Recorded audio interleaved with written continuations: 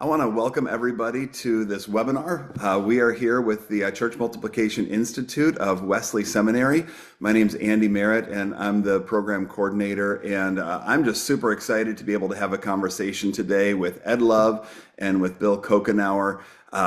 These are both men that I have grown to respect very, very much over the years, and I'm just excited to be able to have this conversation. So we'll talk a little bit more about the Church Multiplication Institute as we go, but one of our desires is to encourage cross-pollination and ideation and creativity and get conversations going. And so that this is a piece of that. And so we do want to encourage you as we go through this. Please use the Q&A section. We would love to be able to answer some of those questions, wrestle with some of those things. Even if we toss out a question that we're talking about and you have something you want to add to the conversation. I know the webinar format can be a little bit weird and feel a little more one-sided, but we would love for you to be engaged in that way. And so I just want to encourage you as we enter into this space to engage with us as we have this conversation. Bill, could you take a minute just here at the very beginning and introduce yourself and just a little bit more about the work that you do?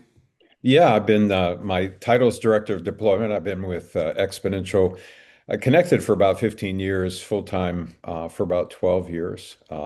Yeah, just going back. Maybe we can talk a little bit about the origin of the learning communities, which is where I spend the majority of my time. But now with Leadership Network being part of Exponential Next, work with Carrie there and the Next Expressions, and really excited to see, I mean, God's just incredibly creative in seeing new expressions of the church, and of course work with Terry in the conferences, some of the workshops, but most of my time is spent with our learning communities.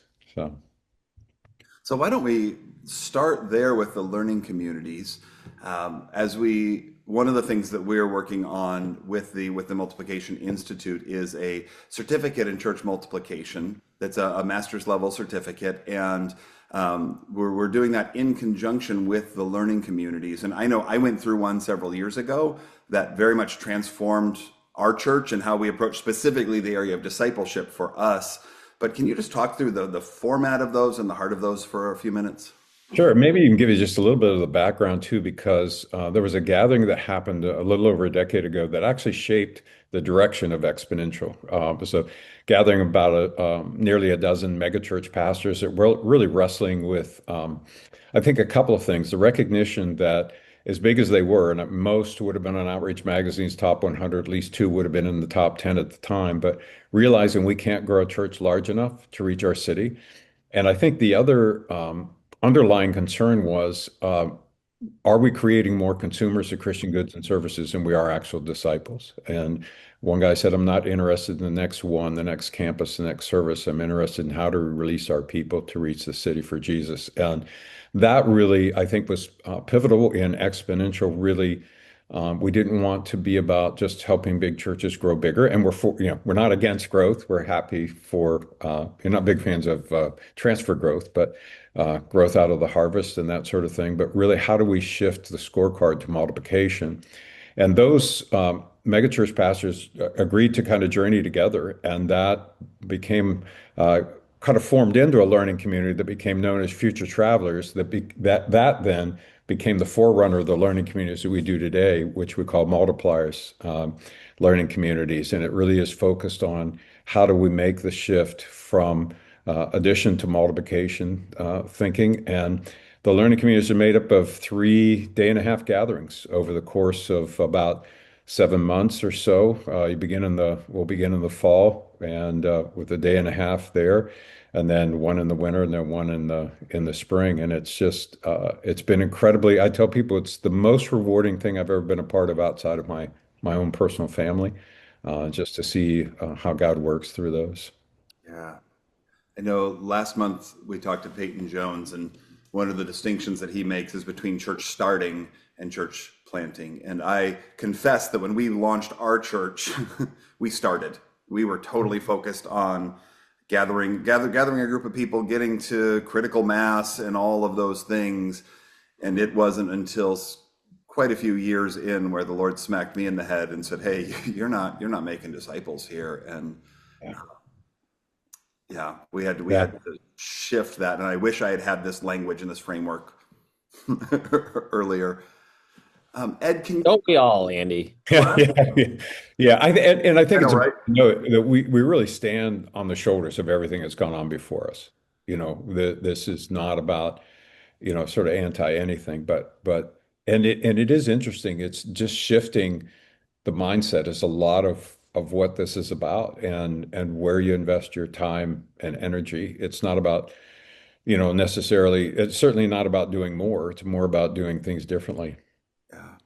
I remember I had in my first church planted two personally, but in my first one, we did a good start, and it wasn't my intention. It was early in the early 2000s. There's not a lot. Exponential wasn't even really around. There's not many resources, so you just kind of do what you think is best to do. I do remember reading Ralph Moore's book Okay. Yeah. with the little red car on it. That's how I remember. Yeah. Yeah. I did read his book and just soaked it up and loved every bit of it, and so like God was working in all that. And I remember I had a kind of a core team member say to me after we had launched, kind of probably within the first year, these words stung my heart because we were doing the routine of church, Yeah.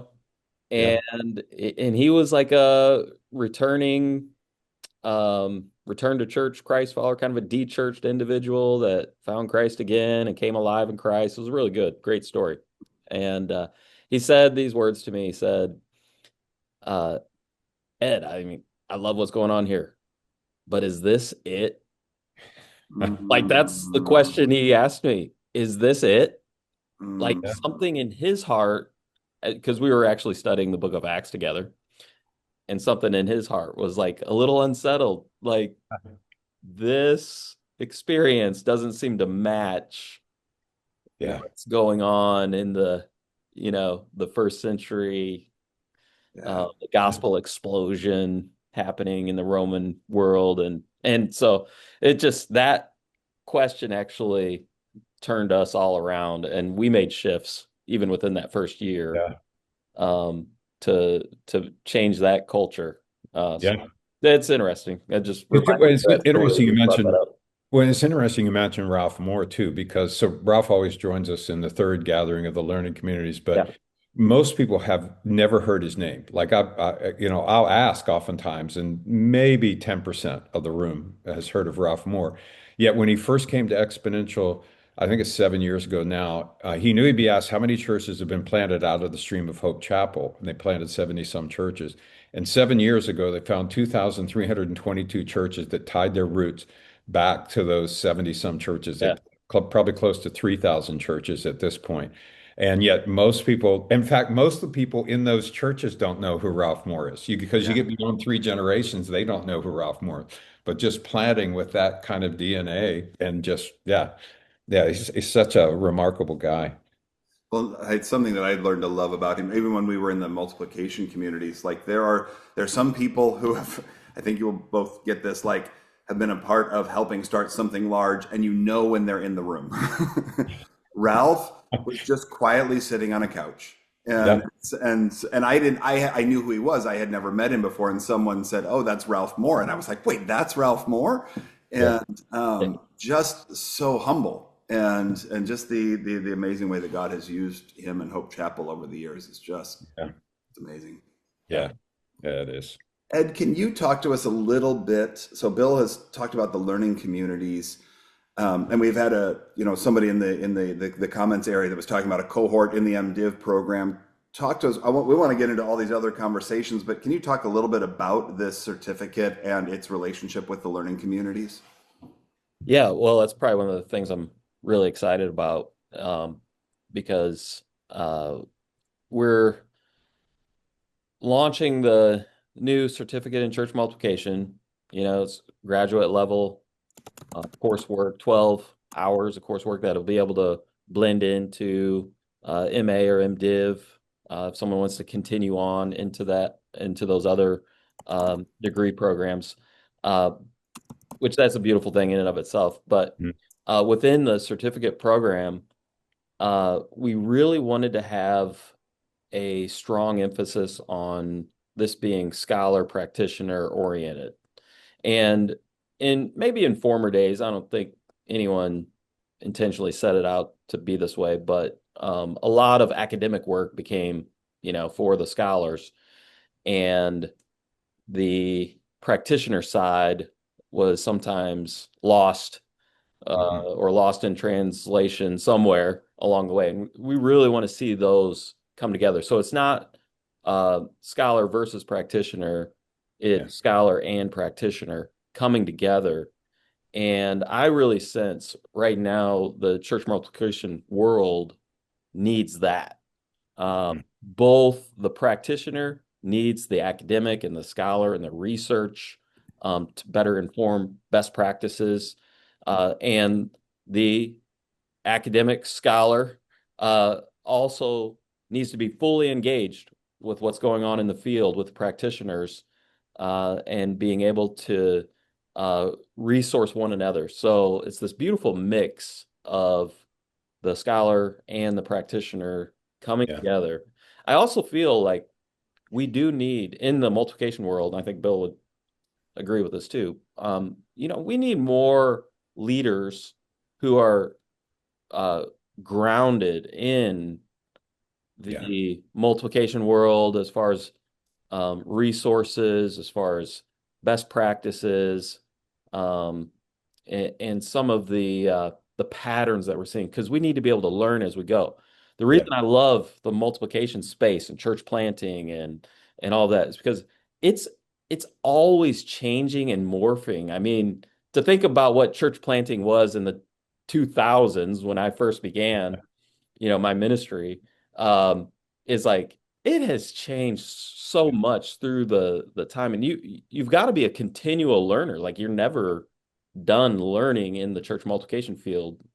In a way, church multiplication and church planting is kind of the R&D, Yeah. the research and development of the church, and so we need that.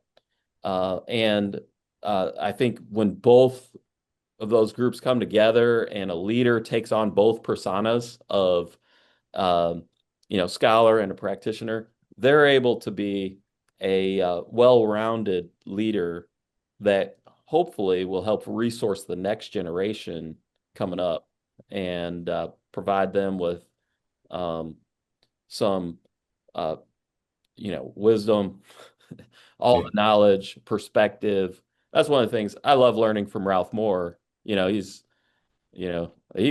be in his 80s now. I'm not sure, but Yeah, he is. He yeah. is. Yeah. Um, you know, and he models that like just continual learner, um, Yeah. mindset, and he's always learning, asking questions about Yeah. things. Um, but it's like I just love getting to sit underneath him and hear him talk and um, learn about new ideas. And it's like we just need more of that kind of atmosphere in the church multiplication realm because we will never always have it figured out. Right. If that makes sense. Right. Never always have it figured out.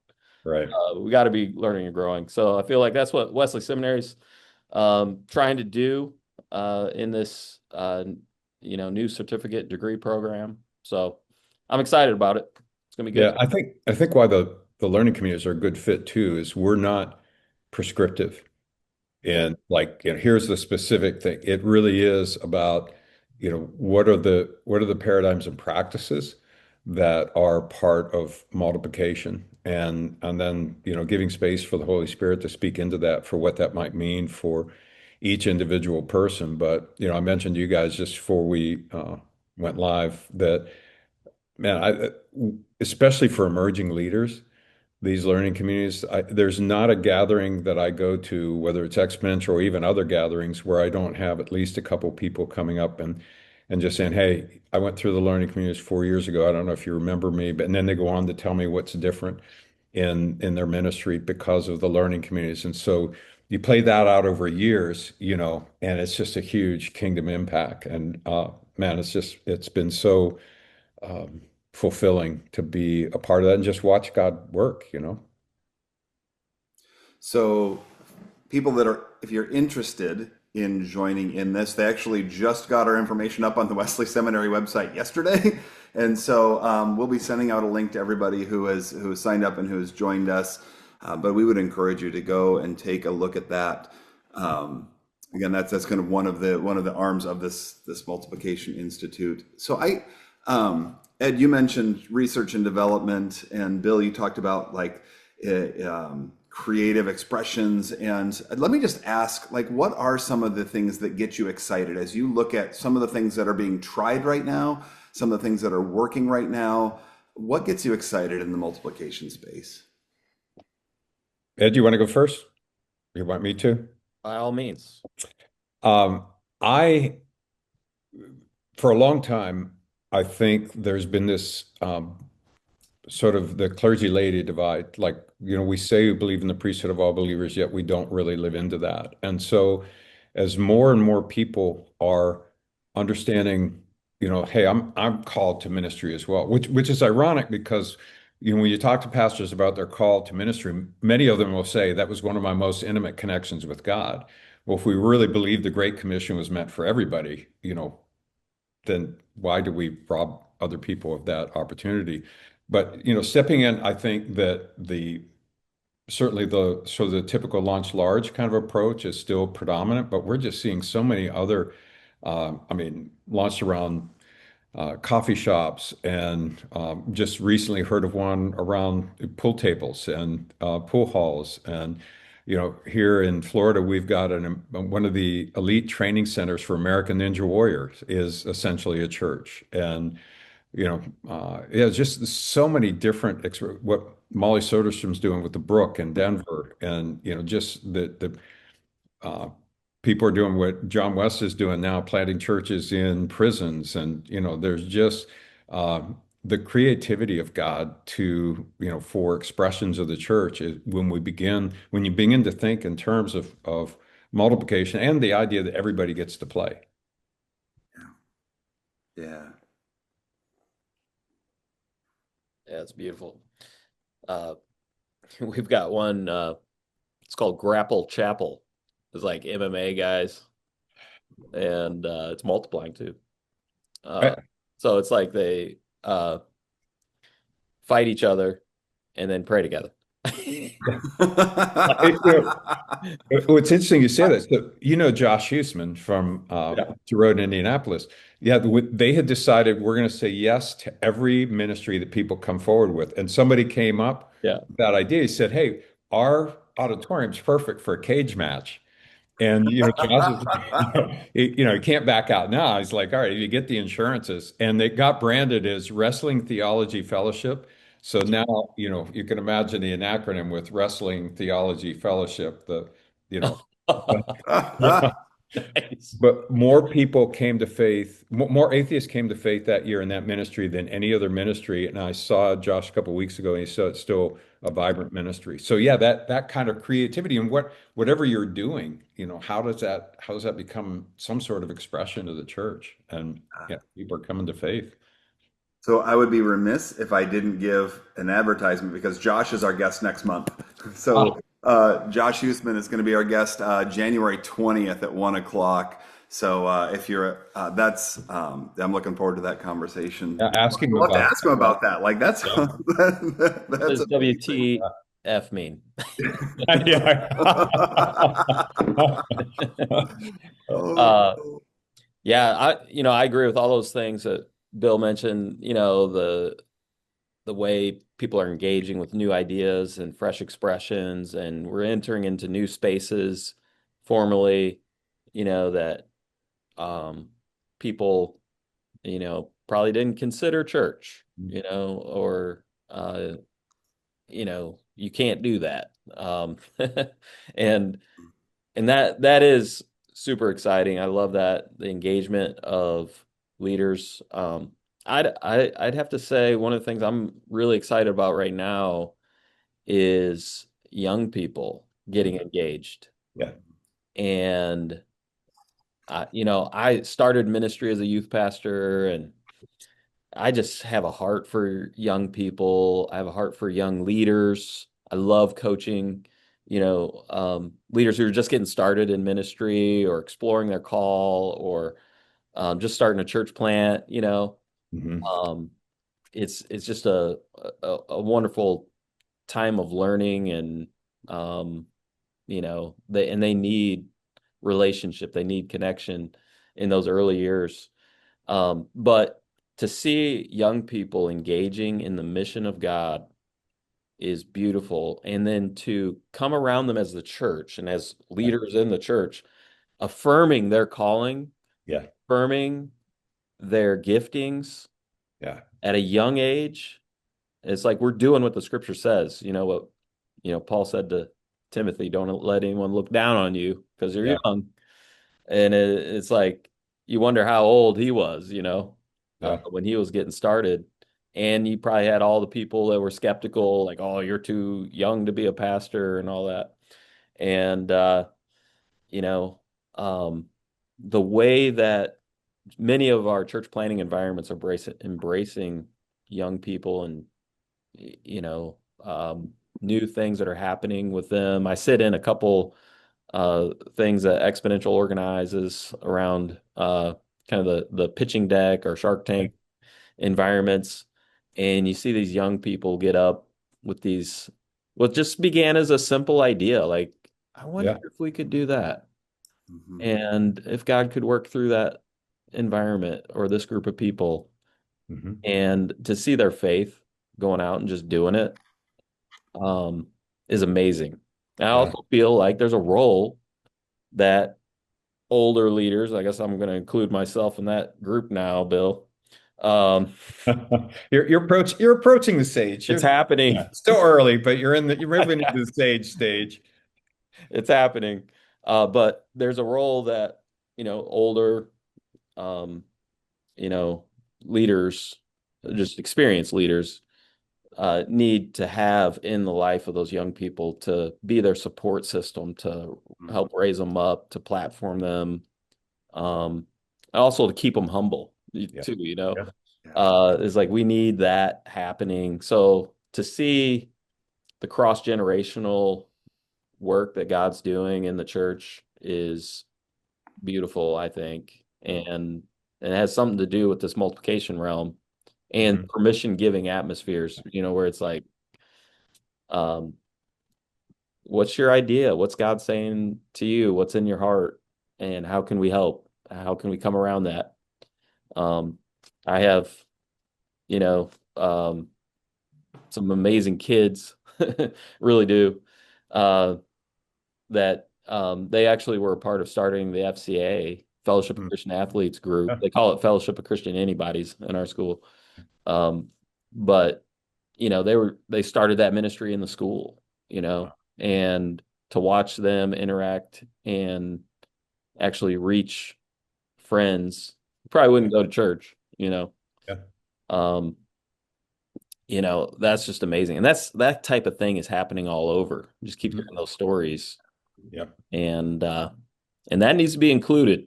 So in the multiplication strategy for any Yeah. church, I think Yeah. those are a few of my Many, thoughts. many of those expressions you mentioned from like the Shark Tanks and stuff are going to be in the Innovation Trade Show on Monday night at Exponential Global. If anybody's already going to be there Yeah. that Monday night, yeah, you'll see a lot of those expressions. And I don't want to be the commercial guy, but I do believe the Wesleyan Church still has a few of their Exponential Global tickets available. You can't get them Oh, at exponential.org, That's right. but we've got I mean a I handful. heard I Yeah. heard the other day we had 60 left out of 600. Yeah. So Uh, So we're almost we sold might be out. one of the only games in town where you can still get a ticket. So that's true. And you should probably scalp those. Yeah. You could I probably get like a pretty good return on those at this point because you can't, yeah, there aren't many other places you can get them. Oh, So, man. about So 7 grand each. Start the bidding. raise some money for church We'll planning. start the bidding there. yeah. Oh no. So Bob has a question on here about the it says how do the traditional auto church generation that truly like the way that things are, how do you move this, how do you help people um, let the younger generation come in and empower people. So I remember I read a book a couple of years ago called Immunity to Change. And something that they talk about in there is they call it hidden competing commitments. So there will be, here's where I am. I know I want to change this, but there will be these unspoken things. And I think, Bill, you mentioned that some of what you do is teaching Exponential's frameworks. And I think they're in their Becoming Five framework, you talk about magnets. Yeah. And that was really eye-opening for me. And I think those hidden competing commitments end up being some of those magnets that keep Yeah. people we don't realize that are there, and they suck us back. Yeah. Can you maybe unpack that a little bit and how that might apply to this question? Sure. Yeah. We talk about five levels and the five levels is in a sense arbitrary, just common sense. Although we've done research around it now a couple of times with Lifeway. But level one being churches in what we call subtracting, churches that are in decline. Level two, plateauing. Just what it says. Level three, adding, and that's what we've typically championed in the West as a successful church. The bigger you are, the better you are, has kind of been the mantra. But level four, what we call reproducing, now you're beginning to see a change. So level four, now we'll still measure attendance and giving, but their primary metric of success has shifted to somewhere around sending and releasing. It might be church planting, it might be, disciples to the third and fourth generation, whatever it might be, but it's outside of something outside of themselves is more important than inside the addition. Yeah, so there you see it there. Level five, multiplying, and the easiest way to think about multiplying is that reproduction to the fourth generation. So say a church, a planted church, a planted church, and so on. Like we see with Ralph Moore and what we were talking about there, that becomes level five. And you got the three circles kind of represent the mindsets. And Dave Rhodes, a friend of ours, said, it sounds like please stay. We can't afford to have you go. And then the ones that center around level three, please come. We want you to be a part of this. But level five being please go. It's a sending mindset. And so, but there's also a magnet at level three that many of the things that you do to become a great level three church can become the very things that keep people from being able to move to level four. If you think about, the way you staff a church, if you're staffing for programs instead of multiplication, if you're taking on building debt for larger buildings for more people, it's hard to think about sending and releasing. But even the social contract you make with your people, if you say, come here, we'll give you meaningful messages, relevant worship, we'll help educate your kids in the faith, we'll give you a place you're not embarrassed to bring your neighbors to, we'll give you, dark roast, blonde roast, whatever it is, and then say, hey, we want you to think about being a missionary and where you live or work, learn or play, or we want you to leave and be part of this church plant in this city or maybe another city. It's a whole different mindset. And so sometimes we'll even talk about a level four conversion. Again, that's not to in any way minimize someone coming to faith, but Ed, just like you talked about, reading the book of Acts and that person saying that, is this it? Help flip the switch for you. For Larry and Deb Wackemeyer, it was, being the fastest growing church in their denomination, and then the Holy Spirit giving them Ezekiel 43 about the river flowing out of the temple. And you're building a lake church bigger and bigger around you. I want you to become a river church. And through that, we now see about 12,000 people in churches that they've planted that will continue to plant. And so it becomes a very powerful framework. In fact, the other thing, this appears to be linear, but I would tell a church planter, if you want to be level four, level five, you don't have to go through level three. You can bypass it to begin with using the right principles and practices.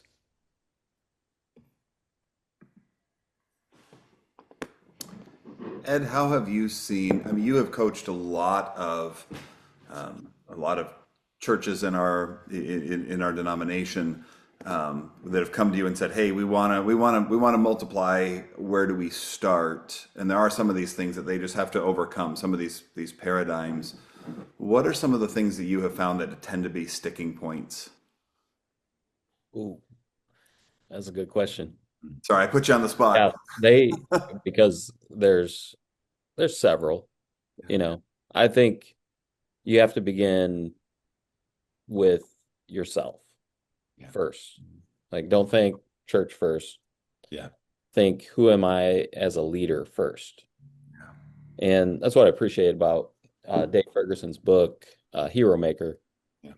It's because really, you know, it's like, before we talk about the church, let's talk about who we are as leaders, and are we a multiplying leader? Like, let's just have that conversation first. Because I feel like um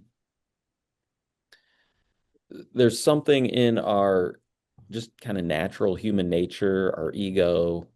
Like, we were built to get more.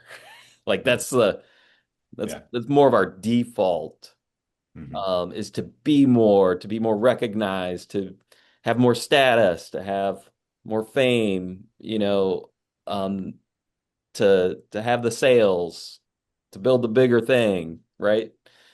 And and that's probably linked to our sinful nature at some level, but you know, it's those tendencies inside of us that church multiplication goes against in many ways. Yeah. Um, because instead of collecting, you're raising up, Hmm. but you're preparing to release. Mm-hmm. And those things that you release might become more known than your thing. Yeah. And so there is some internal heart and soul work that has to be done first. I think you got to start there, or else, just making tweaks in your ministry philosophy, or saying we're going to plant a church this year, um, it's probably all short-lived. Yeah. Because when it gets hard, Yeah. when the becoming level 4, level 5, leading in those spaces, Yeah. you're giving up, you're sacrificing, you're Yeah. being more generous than you could ever think was possible. Mm-hmm. And those will always tie back to who you are, your identity as a leader. And so I think those pieces have to be dealt with first. So that's probably the biggest sticking point. Yeah. What do you think, Bill? Would you agree with that? Yeah, first of all, I would say you're definitely entering the sage stage. That was yeah, seriously, that's that's what we see, and that's why we focus so much on that mindset shift because it does require a sacrifice to move to level 4 and 5. It requires moving out of seeing your city or your community through the lens of your church and being broken for the lostness Yeah, of your city, there you and so go. we've got to do whatever we got to do, and that then frees you up to be able to do things. But it does mean you likely will not be as well known as you might have been, or whatever you know Yeah, you, you go to a district assembly and you're filling out and you look at Larry's church, and Larry was over the 20 years was, at best a level 2 church if you just looked at attendance and giving. If you look, but you look closely, and they gave away 15% of their people and their income to plant this church, and then one year and 20% another year, and yeah, it takes sacrifice and that kind of mindset. So yeah, that's yeah. great advice. And, and even just being okay with, you're going to be judged by your peers, too, at some level, or just, you know, everyone's got their thoughts about you, but it's Yeah. like, yeah, you just have to be at peace with your identity resting in Christ alone, Yep. not in what is the perceived success persona, Yeah. and know that you're doing this incredible work. I remember I talked to a leader one time. Um, he was a little depressed in ministry, kind of coming to the end, preparing for retirement, and just because the dream that he thought God had given him hadn't happened, like the vision of their church. And I know the history of the church, and I started just talking about it and the different people that he had raised up and sent out to plant other churches. I was like, do you realize the amount of people through these other churches actually adds up to more than the numerical value you thought your church was going to be? Yeah. And it was just like a you know, Yeah. a huge shift just happened in his heart and his mind. I Yeah. Matt, got to imagine the depression started leaving. Yeah. This conversation, his tone totally changed. It was just like, oh, never saw that before. And you know, that's that's the type of thing you got to learn to live with, though, I think is Yeah. realizing more is going to happen through other people than it could ever happen to yourself. Mhm. Yeah, that's good. That's hard to get there. It's not an easy journey. And you need Yeah. other people. You got to do it together. Yeah. That's why you need learning communities and Yeah. classes and connection with Yeah. other people doing this type of thing because Right. you gotta have a support system around you Mhm. You know, when it gets hard.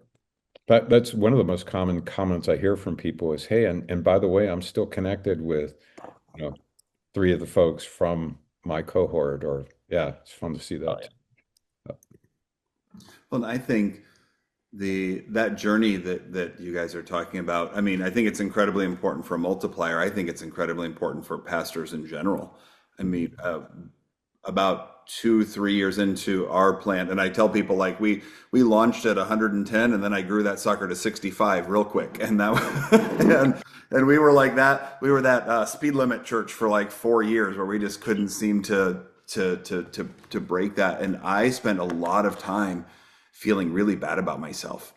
Ah. And I remember a member in our tribe. He shared our denominational website stats of days that people hit the jobs board, Oh, and it was like Tuesday, Wednesday, Thursday, Friday, Saturday, Sunday, and then Monday there was a spike every week. really?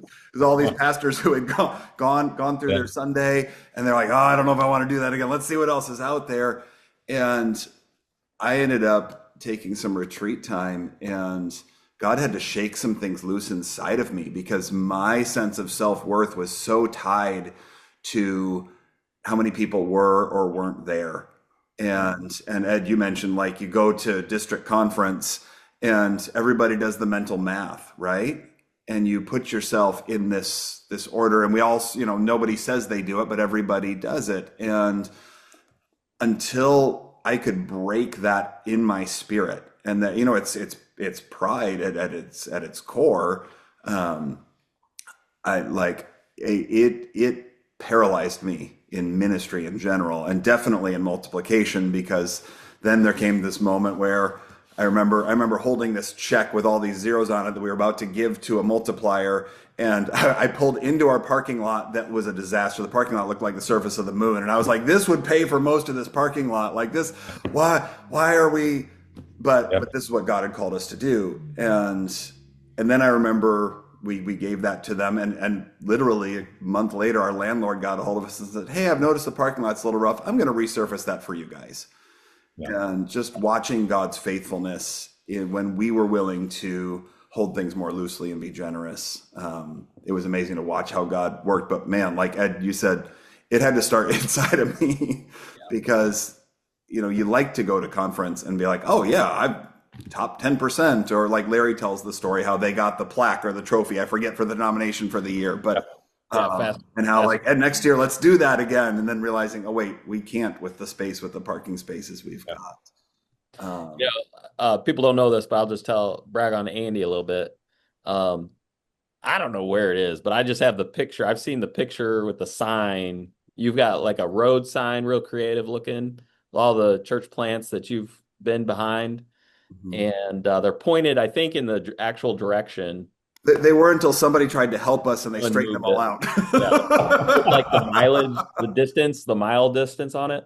But that, I mean, such a cool, Yeah. simple, creative thing that lets the whole church know, like, we're connected to a lot more things than just here, Mhm. and we're behind that. We're supporting that. It's a big part of just creating a multiplication culture, and that's a big part of everything that goes on in the exponential learning communities, Yeah. Yeah. everything that'll go on in, you know, courses with Wesley Seminary. Like that's what you learn about is, you know, the multiplication culture piece, because that determines so much. Um, Well, and can I piggyback off of that and just kind of ask another question? Because like you said, like there's the work to do inside of you, but then there's also this culture creation in your people, because we live in yeah, a bigger is better society. where you want the church that has all the bells and whistles, and when you're multiplying, when you're giving away, you're not going to have the big place. Well, you may. I'm sorry, you're not. That's not the right. That's not the right language. But it may mean that you don't have all of those bells and whistles because you're constantly giving those resources away, the people, the money, those kinds of things. What have you seen that works that helps build that culture within the local body that then empowers them to be behind multiplication? Yeah. Do you want me to go first, Ed? Yeah, go ahead, Bill. Um, You're the sage. I'm only older.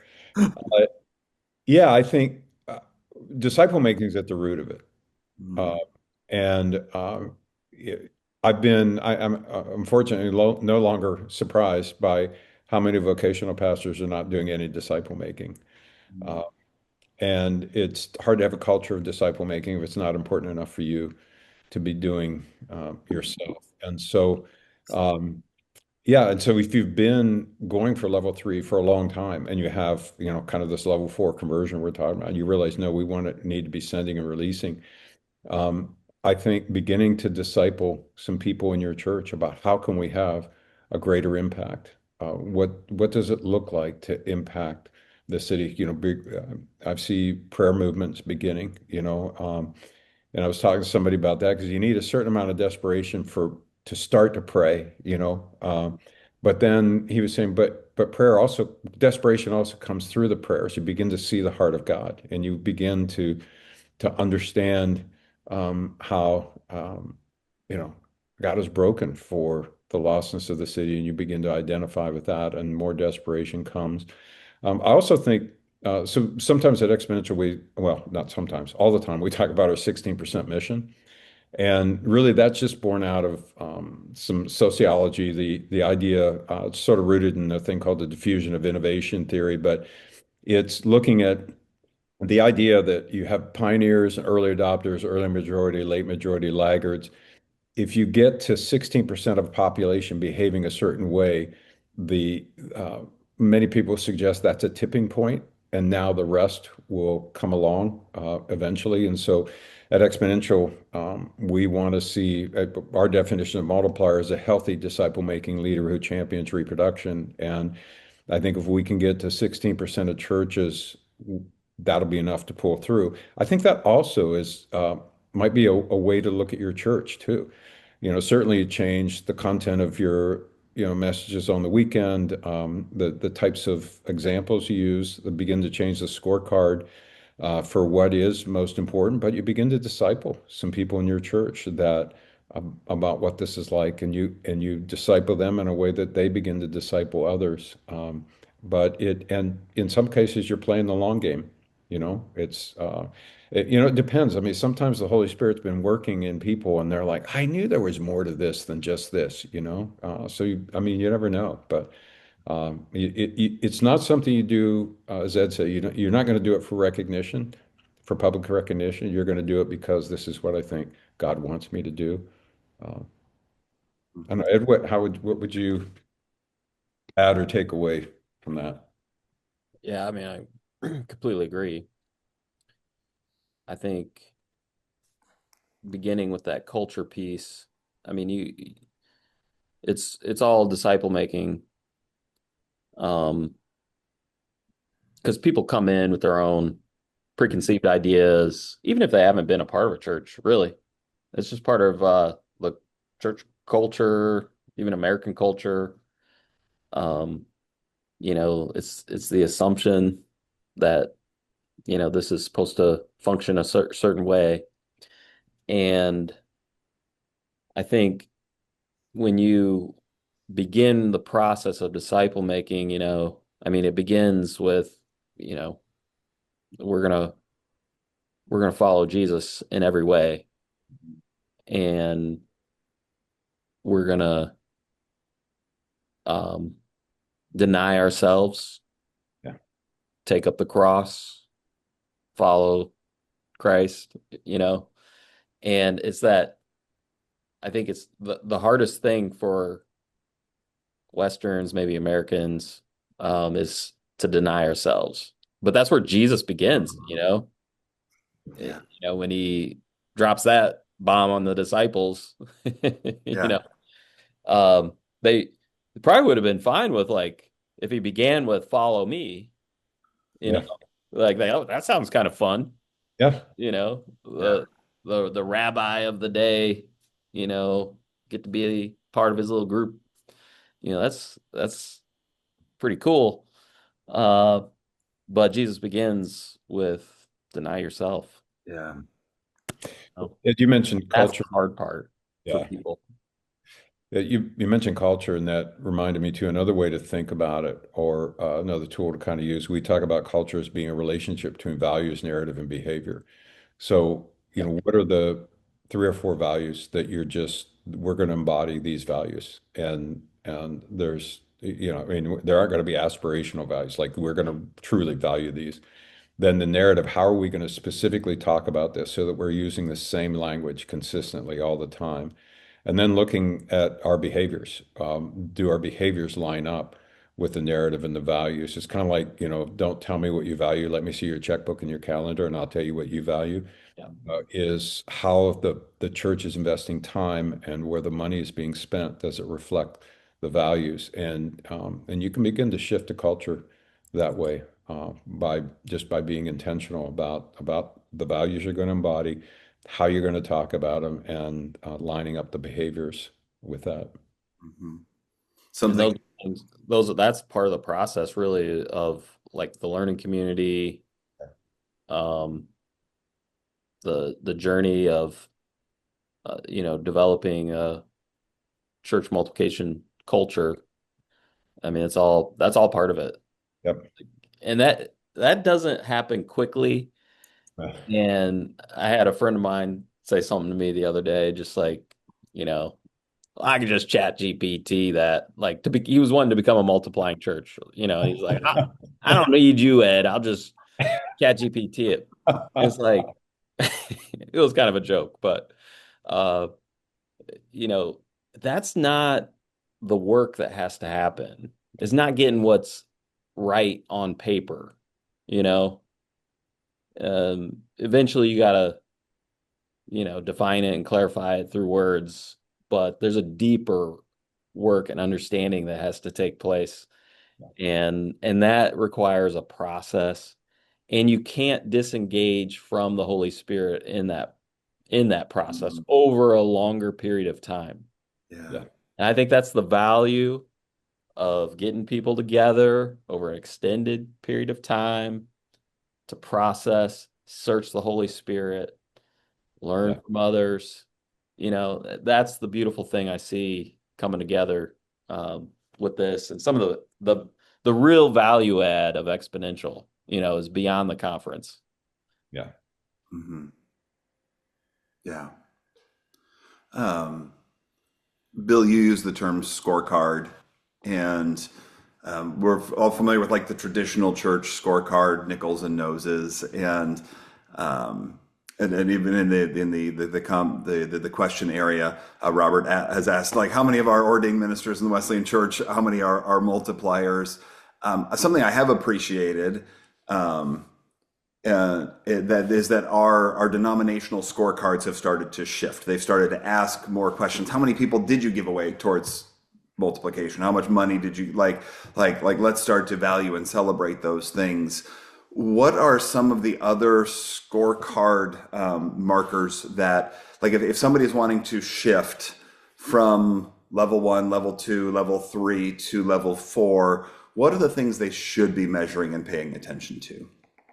Yeah, I think sometimes it can be as simple as we're going to invest 10% of all that we take in into church planning. We're going to find a partner. And as a denomination, the Wesleyan Church has made more strides in this than any other denomination. And it's really been fun for me. I've told some of the denominational leaders that I've had I feel like I've had a 50-yard line seat to kind of watch what God's done over the last several years. And there have been a lot of really good shifts. And the cool thing about that, it's like a flywheel that once you begin, enough turns to where it's turning behind you on multiplication, yeah, it'll really be powerful. But yeah, so it could be, we're going to plant, you know, X number of churches in a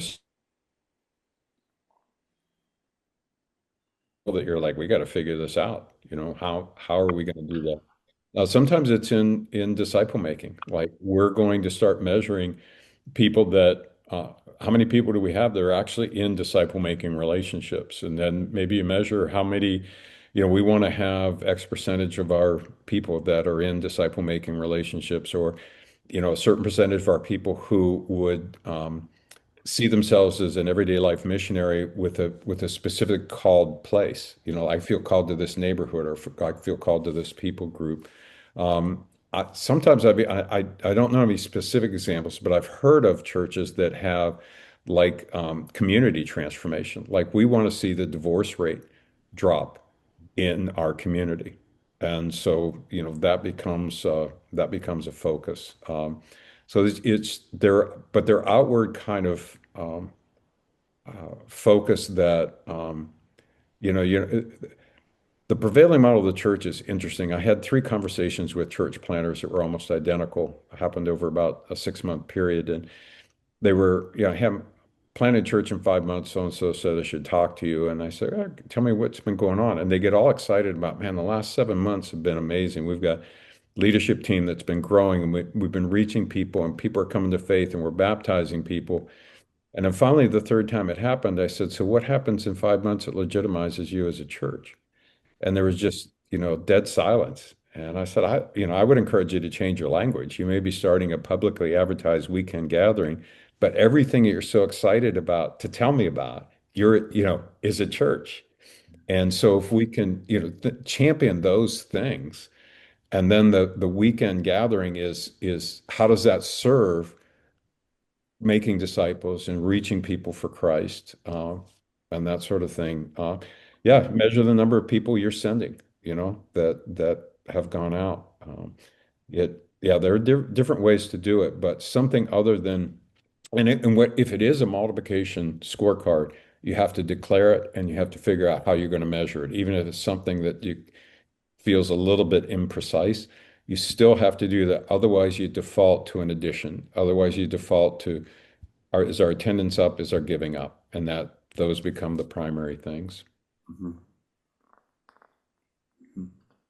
Ed, so you led at the denominational level for quite a few years. What does that look like to try to help the broader church appreciate those as legitimate pieces of a scorecard?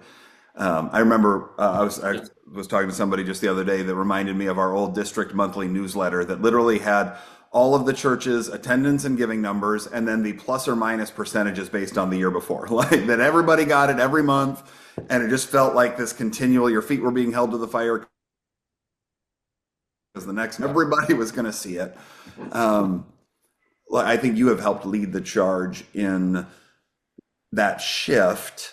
And I'm not even sure what my question is, but how, talk to me about helping the denomination value those things. Yeah, which takes some time, and it takes a lot of work and a lot of discussion, a lot of different layers of leaders you got to work through. Um, and we have, in our church, we've worked through that over a period of years. The questions are very different.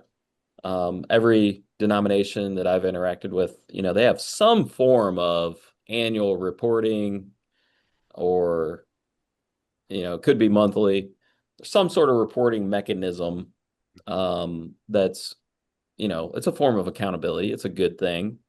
Um, some people might not like answering all the questions, but it's like, it's a good process to go through. And so, we've adjusted that, shaped that. I think at this point, it's leans more toward a multiplication mindset. And to be honest, if we get pushback on things, that's why. you know, and so that's interesting, you know. Um, it's like, why are you asking that question? Because it's like, well, that's a multiplication mindset, you know, and we try to help people grow in that understanding and awareness. But, um, that. it doesn't come without its challenges, that's for sure, because it's not the norm. Sometimes you get into the space where things feel a little bit more subjective, rather than objective, and it's hard to count. Mhm. You know, denominational people, I guess like me, they want to count things, and have clear data and numbers, and it just being honest, I mean, it gets to the point where it's like, how do you actually count how many people a disciple has made that are making disciples? Yeah. And you know and I'm okay with that. Mhm. With if we didn't have clear numbers, but we had the right questions being asked of our Mhm. people, um, and that's what they're pursuing, you know, like I'm okay with that. Yeah. Or at some level, let's keep our data collection simple. Mhm. Don't overcomplicate it. Um, just so that we know we can at the end of the day rest well that we're asking the same sort of questions that Jesus would have asked of his Right. Yeah. disciples, you Yeah. know? And when he called his first disciples, before he even started with them, he Mhm. told them what they were going to be Yeah. at day one, you know, Mhm. come follow me and I'm going to make you into something. You're Mhm. going to be fishing for other people. Yeah. From the first moment, the first marker of a disciple would have been, you know, how are you doing in your fishing for other people? Yeah. Because Yeah. that Yep. was the end result. And I Yeah. think a lot of people get confused or miss that maybe on what their end result is Yeah. as a follower of Jesus. What's your end result? Yeah. Um, what's the end result of your church? Mhm. Yeah. What's the end result of your ministries? What's the end result of your small group you're a part of? Mhm. And does it line up with Jesus's end result? Yeah. And I even think, holiness churches, we're one of them. I'm part of one, all about it. Mhm. But we can make holiness an end result when that wasn't even Jesus's end result. Holiness will contribute to Mhm. the end result of Yeah. fishing for more people better. Yeah. But you got to keep that in mind when you're thinking scorecard, Yeah. culture change, all that, you know. Yeah. Yeah. So, The And scorecard is, yeah. I'm sorry, Andy. well, it's messy. There was a young man that I discipled a couple of years ago, and we got done. Usually, I'll spend a year with one or two, and this guy we got done with our year, and I mean, a month or two later, he let me know he was enlisting in the Air Force. And there was this thing inside. I'm just going to be honest. There was this thing inside of me that was like, "Oh, come on!" How right? could you? And then the Holy Spirit smacked me, and he was like, well, like I've been preparing him for this, and so next thing I know, he's stationed in Italy, and he's messaging me questions because he's having these spiritual conversations with the people that are around him, and the Holy Spirit was like, look, like it's not going to show up in your report, right? But this is the fruit. Like the fruit is growing someplace else, and like I had I had to be smacked in the head because it was really easy to my human instinct was to complain about how it would impact my scorecard, right? Yeah. Yeah. Yeah, but having the right scorecard, what you celebrate, what you measure improves, what you celebrate gets repeated. And Mhm. you can shift behavior. I've thought about like people coming to faith, every church, whether it's baptisms, however you phrase it. What if you just split that into people that came to faith that were led to faith by a vocational pastor and people that were led to faith by an everyday life Christ follower, or people that came to faith inside the building, the first time people look at that, they're like, wow, how would that ever happen? But then you begin to open up like, hey, okay, yeah, maybe I'm supposed to do that too, kind of thing. So yeah, it can be powerful, but yeah, you have to keep that perspective that both of you talk about too. Uh, yeah, and not get too radical about just your church too. Well, Bill and Ed, I want to thank you guys for taking the time to be in here. It's 3:30, and so I just want to wrap up with a couple of quick things. Robert, you asked this question about multipliers in the Wesleyan Church, and I want to invite everybody who's engaging here into a couple of spaces. One, we mentioned Exponential Global, and before that conference, we have a Wesleyan pre-conference. And it is one of the most encouraging things denominationally for me, because it's a room of 600 multiplication-minded people that are a part of our tribe. And I love being, that's one of my favorite spaces, is that Tuesday morning before the conference starts, because I see like this bigger picture of what God is doing. So if you're on here, I mentioned earlier, but we still as a Wesleyan Church still have a few tickets left for Exponential Global. So we want to invite you to that. If you're interested in journeying more with this. So this Church Multiplication Institute, we have a couple of different things. One is that certificate, that's the traditional education side that Ed mentioned earlier. We're going to send a link out to that page on the Wesley Seminary website, and that would be a 4-course graduate level certificate. You can do it as a part of your electives if you're doing the MA or the MDiv at Wesley Seminary, or you can do it as a standalone certificate, and so we'll send you a link to that. The other space that we wanted to invite you into is something called Lantern, and Lantern is a platform that's been developed by Wesley Seminary. There's still a lot of I had it up and I wanted to share that with you just very briefly. This is a space that is still being developed, but this is going to be a place where there are lots of different, they're calling them scholar practitioner institutes. So the multiplication thing that we're a part of is one of those institutes. But we have been gathering multiplication resources, and so there's the webinar we did last time with Peyton Jones is on there, but also any academic works that are being done. So usually dissertations are those kinds of things that end up sitting on dusty hard drives somewhere and no one ever reads them. But we've had a lot of people inside of our tribe and adjacent to our tribe doing work in the area of multiplication, where again we want to cross-pollinate the practitioner and the scholar. And so these are dissertations that people gave us permission to add here. And what I tell people is, don't get in and read a whole dissertation. It's going to put you to sleep. Read the first chapter and the 5th chapter, because you're going to get there, they're going to be stating the problem that they're addressing, and then they're going to give you what they found. And then if those things intrigue you enough, then go in and read some of the rest. But there is some really great work in here in this space. And so we're really trying to help bridge that gap. And so we're gonna send you a link to this webinar so that you could share it with other people.